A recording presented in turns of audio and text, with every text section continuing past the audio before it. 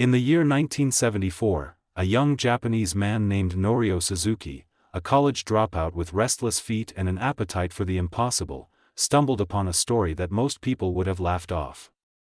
Word had it that somewhere deep within the impenetrable jungle of a remote Philippine island, a Japanese military officer, a lieutenant at that, had been waging a one-man war since the final days of World War II, nearly 29 years without a single sign of surrender.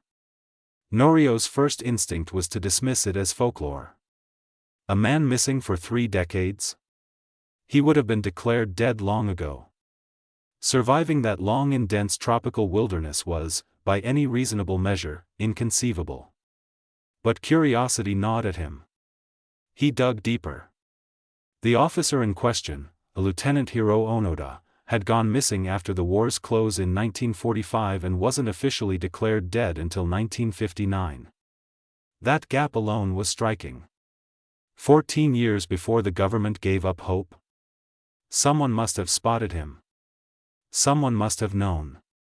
And if he had endured that long, who was to say the jungle hadn't swallowed him whole just yet?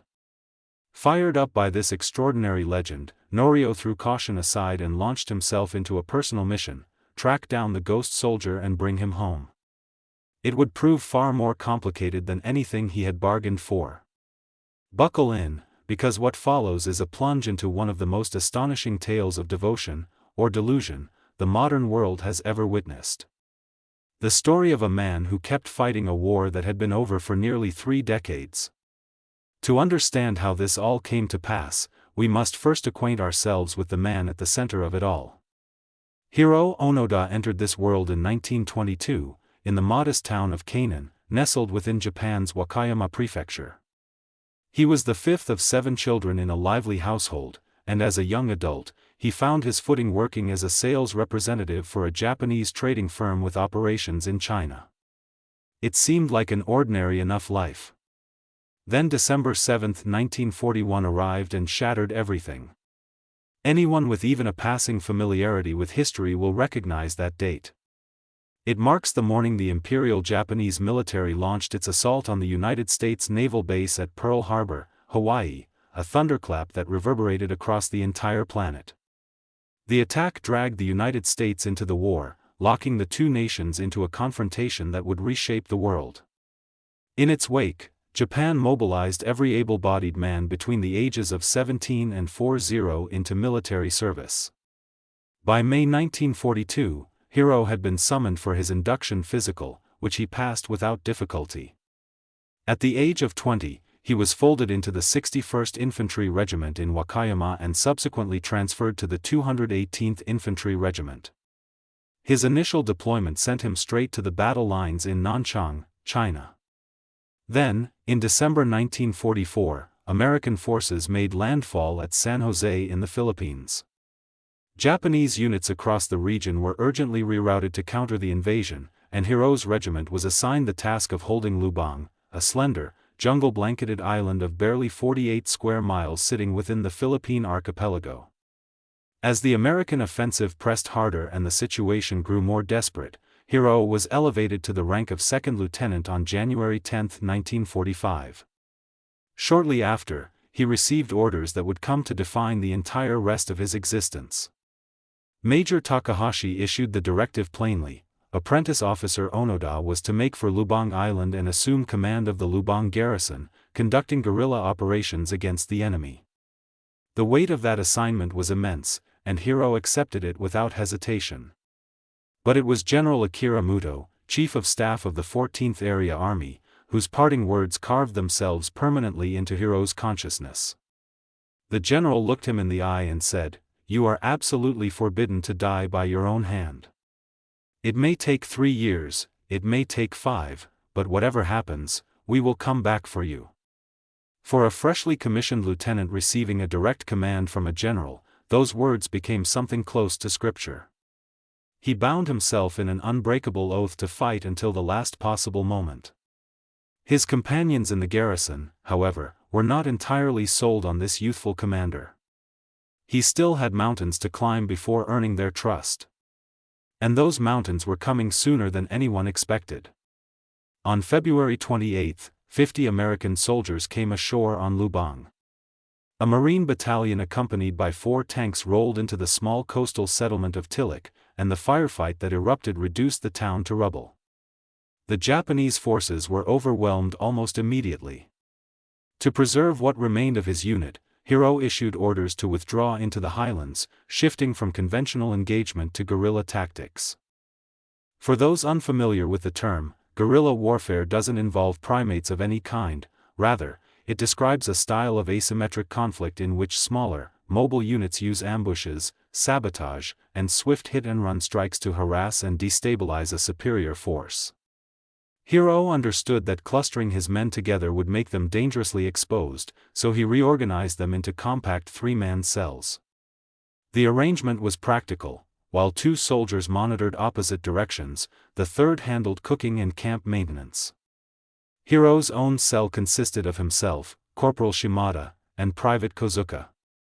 They were eventually joined by Private Akatsu, a frail young soldier who had been expelled from his previous cell.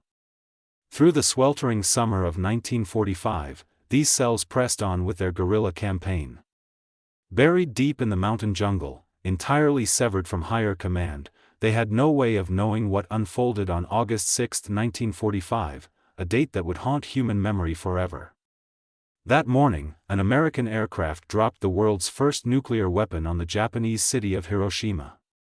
The blast obliterated approximately 60,000 structures and claimed the lives of some 66,000 people in a single, catastrophic instant. 3 days later, a second atomic bomb fell on Nagasaki, leveling the city and killing roughly another 69,000 souls. Faced with annihilation on an unimaginable scale, Japan's will to fight finally broke. Emperor Hirohito announced the nation's surrender on August 15, and the formal signing took place aboard the USS Missouri on September 2, 1945, drawing the curtain on the bloodiest conflict in human history. The ceasefire orders cascaded outward through military channels, but communication in the outer reaches of the war zone was nothing like the instantaneous global connectivity of today. No internet, no smartphones, only telegrams, paper letters, and whatever word could travel by human mouth. It wasn't until mid-October that the news finally drifted to Lubang. A patrol of Japanese holdouts encountered a group of local villagers who scattered in fright, leaving behind a scrap of paper bearing a simple message in Japanese: the war had ended on August 15, and the soldiers were urged to descend from the mountains. The men rejected it as a deception. Distant gunfire still reached their ears, surely the fighting continued. The Americans, they reasoned, were trying to flush them out with lies. Then, as the year wound toward its close, a B-17 bomber lumbered overhead and released a shower of printed documents. These were reproductions of the official surrender order signed by General Yamashita of the 14th Area Army. The soldiers studied every line with mounting suspicion. The pamphlet promised that surrendering troops would receive hygienic succor and be hauled back to Japan. The word succor, meaning aid or relief, was a term typically associated with the treatment of prisoners of war, which struck the soldiers as deeply unsettling for a document supposedly welcoming free men home.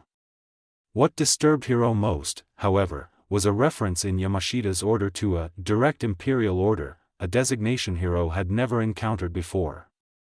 Furthermore, the phrasing appeared to suggest that the general was issuing this command to himself, which made no grammatical or logical sense. The entire document smelled wrong. The soldiers reached the collective conclusion that the leaflets were elaborate American forgeries. As it would later emerge, the suspicious phrasing was simply the result of a printer's error, an innocent blunder. But that explanation came far too late. The soldiers had already made up their minds, and they would not be moved. As the guerrilla campaign dragged into its second year, provisions ran critically thin. Each cell had entered the jungle with a 3-month rice supply, which Hiro had stretched with iron discipline. By March, the other cells had exhausted their stores and came to Hiro's camp with empty hands and pleading eyes. He turned them away without sympathy, saying that those who had gorged through their rations had only themselves to blame. Sharing the rice, he argued, would doom them all. Hunger, combined with wave after wave of surrender leaflets fluttering down from passing aircraft, pushed dozens of soldiers toward the breaking point. In April 1946, 41 of the three-man cells finally abandoned the fight and gave themselves up. Hero's four-man group held. When the men who had surrendered subsequently left notes urging the holdouts to come forward, assuring them that no one was pursuing them any longer except the Japanese themselves, Hiro and his companions dismissed it as proof of nothing. Those soldiers, they decided, must have been captured and were now being coerced by the Americans into luring the remaining cell out of hiding. Every time a search group drew near and called out for them, the four men packed up and melted further into the undergrowth. Yet the constant noise was working on the youngest member of the cell. Private Akatsu, only 22 years old, began to waver. One evening after a meal, he put the question that had been hanging unspoken in the air: what if the war really had ended? Every head turned toward the lieutenant. Hiro rose to the moment and stated calmly that if they genuinely doubted, he would go and investigate personally. It was Private Kozuka who broke the tension, reminding the group of all the peculiarities in the surrender documents they had received, especially that baffling reference to a direct imperial order. He argued that their former comrades had walked straight into the Americans' trap by trusting those forgeries. The cell had a responsibility not to let those men's capture be in vain. The argument held. They recommitted to the fight. It was now the middle of April 1946, and these four men were, without realizing it, the very last armed Japanese resistance left in the Philippines. Once the main Japanese contingent had surrendered, the local villagers on Lubang cautiously resumed their lives, venturing back into the highland forests to harvest timber. Hiro's squad, perpetually wound-tight with vigilance, would melt into the undergrowth at the first rustling of approaching people, disappearing like shadows. The islanders had aligned with the American invaders early in the occupation, serving as guides for the enemy forces. That, in the soldiers' eyes, made them combatants. Still, full concealment wasn't always possible, and when the islanders stumbled upon them, the soldiers had only one option: fire warning shots to drive them off and protect their position from exposure. Life in the jungle required a degree of resourcefulness that bordered on the extraordinary. The islanders who climbed into the mountains to work would often hang sacks of uncooked rice from tree branches and leave them behind overnight, intending to retrieve them the following morning. They rarely did. Hiro's squad raided those supplies under cover of darkness, but rice alone couldn't sustain active fighting men. The island itself helped fill the gap. Lubang's tropical abundance provided bananas in staggering quantities, and its forests teemed with game, wild water buffalo, boar, free-ranging chickens, and iguanas stretching up to 3 feet in length. Lizard might not feature prominently on any menu worth recommending, but it was protein. More regularly, though, the soldiers turned their attention to the cattle the islanders raised, rationalizing the theft as seizing enemy resources. It was hard on the islanders and harder on the cows, but those thin calories kept the holdout squad alive. To truly appreciate the peculiarity of their existence, one must picture the geography of Lubang itself. The island's entire population numbered around 12,000, the majority of them farmers clustered in the northern lowlands. Hiro kept his cell anchored in the wilder, jungle-thick south, tracing a rough counterclockwise circuit through the highlands. They never lingered at a single camp for more than 3 to 5 days. Paranoia made stillness intolerable. The jungle, the routine, the closed loop of their own logic, all of it conspired to slowly cement in their minds the unshakable conviction that the war was still being fought. Not every man in the group was equally convinced. Private Akatsu had always harbored doubts that the others refused to share. He had broken away from the group 3 times before, only to be retrieved each time by Corporal Shimada. But in September 1949, 4 years and 210 days after the war's end, he vanished for good. The remaining soldiers feared the worst, imagining him captured by American patrols. The truth arrived in a leaflet they found in 1950, more than 6 months later. Private Akatsu had walked out of the jungle and surrendered to Philippine forces in March, after spending half a year hiding alone on the far side of the island. A note in his own handwriting accompanied the leaflet, recounting that the Filipino soldiers who accepted his surrender had welcomed him as a guest, not as a prisoner. Surely, now, the logic of resistance would crumble? Not quite. As the men were still processing this revelation, a strange aircraft appeared, circling overhead. They snapped back to attention and moved on, concluding that Akatsu's surrender and this aircraft were components of the same elaborate enemy scheme. His departure didn't weaken their resolve, it sharpened their suspicion to a razor's edge. The Japanese authorities, meanwhile, were still trying. In February 1952, 7 years after the war had concluded, another plane swept over the jungle and scattered more leaflets, this time including a handwritten letter from Hiro's eldest brother, Toshio. The letter said plainly that the war was finished and that all of Hiro's brothers had returned to civilian life. Letters from Kozuka's and Shimada's families were included as well, along with photographs. For any reasonable person, this would have been the end of the argument. For Hiro's cell, it was simply a more sophisticated forgery. One photograph showed Corporal Shimada's family standing outside a home he didn't recognize, proof, he decided, that the image had been faked. What none of them knew was that Tokyo had been devastated by American firebombing campaigns during the war, and the city had been extensively rebuilt. The unfamiliar house was simply a new one. But the soldiers were not reasoning their way toward the truth, they were building walls against it.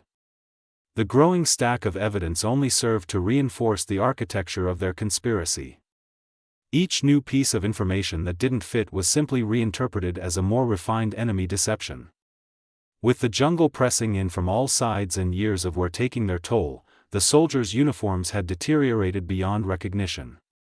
They stitched replacement patches from hemp fibers harvested in the forest and cut sections from their tent canvas to cover the worst of the damage.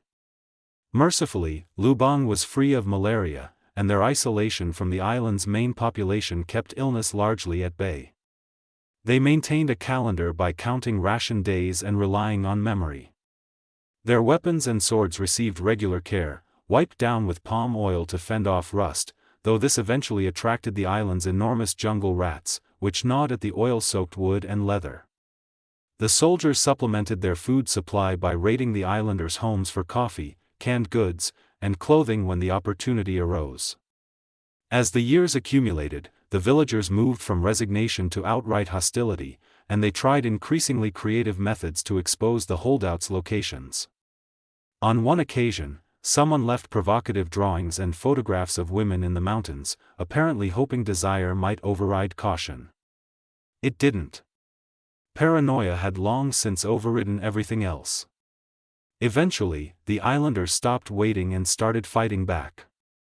In June 1953, Corporal Shimada took a bullet in the leg from a local fisherman's rifle.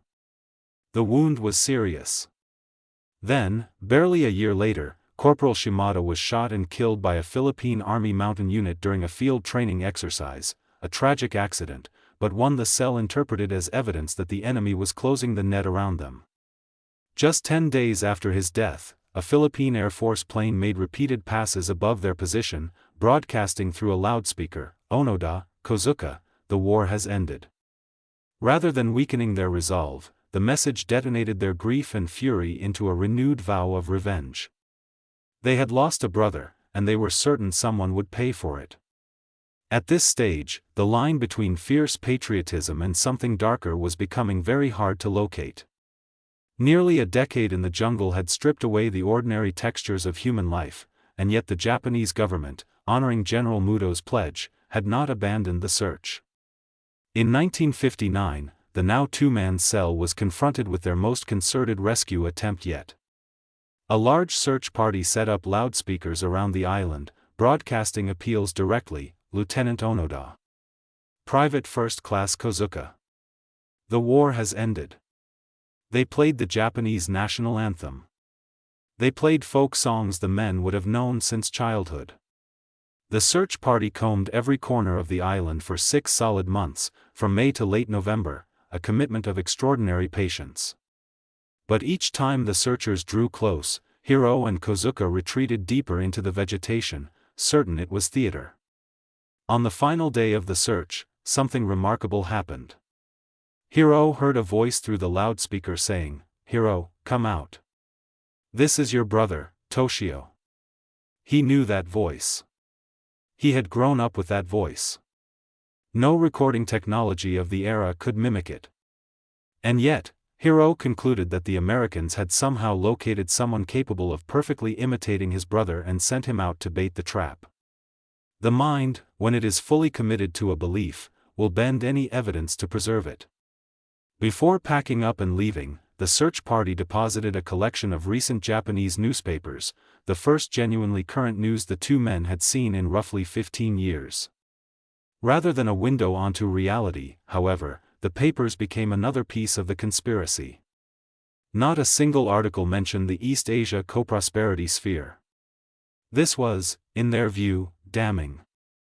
The sphere, Japan's vision of itself as the supreme power in Asia, with surrounding nations serving as satellite states, had been despised across the continent and formally abandoned when Japan was defeated. But to Hiro and Kozuka, Japan had not been defeated. Therefore the sphere must still exist. Its absence from the newspapers could only mean the papers were forgeries. Their reasoning operated in a circle with no exit. Japan could not have surrendered because Japan would never surrender. Anything suggesting otherwise was enemy fabrication, and since all such evidence was fabricated, Japan had not surrendered. This circular logic had its roots deep in the propaganda Hiro had absorbed before arriving in the Philippines. By 1944, Japan was already losing the war, but state messaging at home hammered the same refrain: 100 million souls willing to die rather than surrender. Hiro took this literally and completely. He held that Japan would never lay down arms so long as a single Japanese person still drew breath. Both he and Kozuka believed their duty was to hold out until the East Asia co-prosperity sphere sent someone to relieve them. What Hiro had constructed inside his own mind was, in effect, a sealed chamber, a mental fortress that admitted nothing from the outside world that might threaten the edifice within. And from inside that fortress, the two men fought on. They carried out what they called fire raids, setting ablaze stockpiles of rice that the villagers had harvested and stored. To them, these flames served as signals, beacons announcing to whatever Japanese landing party they imagined was on its way that the Onoda squadron was still operational and awaiting relief. The islanders, long past any patience they might once have possessed, reported the raids to the local police and gave the soldiers a name: Mountain Devils. The description was uncharitable but not entirely inaccurate. Life on the island was slowly improving in the post-war decades. The villages were acquiring electric lighting, modern goods were appearing, and the rhythms of peacetime were visibly taking hold. Then, in late 1965, the two men made a significant acquisition: they stole a transistor radio. At last, they had direct access to broadcast information, news of troop advances, territorial gains, the approaching moment of Japanese victory. Instead, what they heard were diplomatic discussions with the United States, reports of space exploration programs, coverage of a new Philippine presidential administration. Not a word about any ongoing war. The conflict they were committed to dying for apparently did not warrant a single minute of airtime. This should have been the moment everything unraveled. It was not. They labeled everything they heard as American propaganda and kept moving. The cost of that refusal would be paid in blood. On October 19, 1972, while the two men were in the middle of another fire raid on the islanders' rice supply, the Philippine police were called in. In the confrontation that followed, Private Kozuka was shot and killed. Hiro was left utterly alone, surrounded by the wreckage of a war that existed only in his own mind, with one more companion gone. He kept patrolling. Alone, camouflaged, methodical, he maintained his military routine as though nothing had fundamentally changed. 3 days after Kozuka's death, a fresh search party arrived and again left newspapers at various locations around the island. This time, the papers covered Kozuka's death at length. But Hiro spotted an omission he found suspicious. Not one article mentioned Kozuka's cherished, 1,000-stitch waistband, a piece of cloth into which family members and friends had each sewn a single stitch for good luck, a profoundly meaningful object that Hiro knew Kozuka had treasured. To leave out something so significant, Hiro concluded, could only mean the newspapers had been tampered with. The conspiracy tightened another notch. Still, Hiro nurtured the conviction that the Philippines would eventually realign from the American camp to Japan's side. He told himself that remaining on Lubang, sword in hand, served the wider cause, that his stubbornness was strategic. He settled back into the jungle to wait for the courier he imagined would one day materialize with new orders. Meanwhile, his family refused to give up. Over the 6 months following Kozuka's death, 3 separate Japanese search parties attempted to make contact. Hiro, invisible in his camouflage, was never spotted. He remained a ghost. But something within him shifted slightly. He believed the Americans were compelling his family to participate in these searches as a psychological weapon. Unable to simply ignore them entirely, he left a handwritten thank you note at the spot where his family had deposited gifts for him. It was a small crack in the wall, proof of life, and enough to transform him into something of a living legend back in Japan. That legend was precisely what pulled Norio Suzuki all the way to the Philippines in 1974. The young dropout set up camp alone in the jungle and, within 4 days, accomplished what professional search parties had been unable to manage across nearly 3 decades. He didn't find Hiro. Hiro walked up to him. Norio was sitting at his camp when the weathered figure simply materialized from the trees. Hiro identified him immediately as someone other than a local villager. The man was wearing thick wool socks beneath rubber sandals, a combination no islander would ever put together. And Norio addressed him in formal, polished Japanese, which gave Hiro just enough reason to lower his guard and stay. They spoke for over 2 hours. After months of complete solitude, Hiro was visibly starved for conversation. Gently, carefully, Norio told him the truth: Japan had lost the war. The country had been at peace for years. For the first time, hearing it from another human face to face rather than from a leaflet or loudspeaker, Hiro felt the ground shift beneath him. Slowly, the certainty he had spent decades constructing began to dissolve. He had fought for more than 10,000 days on an island that had moved on without him. When Norio asked what it would take for Hiro to finally walk out of the jungle, Hiro said, a direct order from his commanding officer. The major who had given him his orders years ago had long ago retired from the military and was now running a bookshop in Miyazaki Prefecture.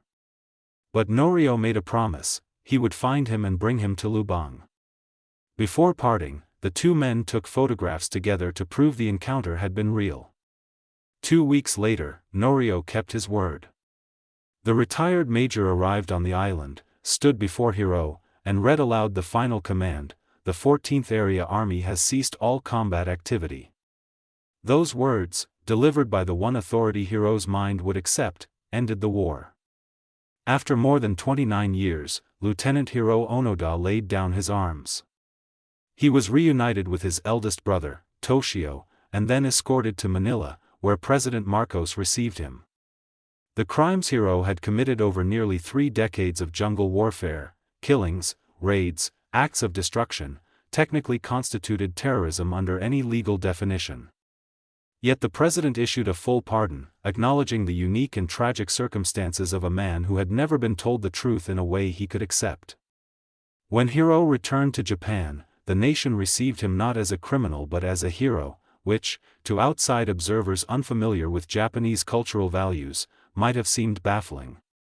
In Japan, however, unyielding loyalty to a cause, even a lost one, perhaps especially a lost one, commands a particular kind of reverence. Hiro was received as a figure from the old warrior tradition, a contemporary embodiment of the samurai spirit. His return was marked by thunderous crowds, parades through the streets, and official addresses.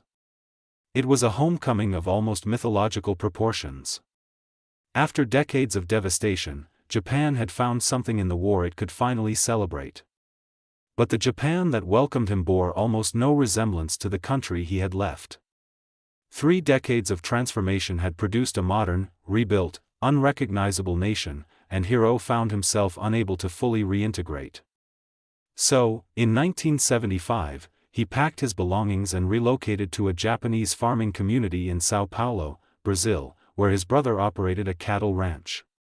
The decorated guerrilla warrior became a cattleman, which, in the context of this story, is precisely the kind of turn one learns to expect.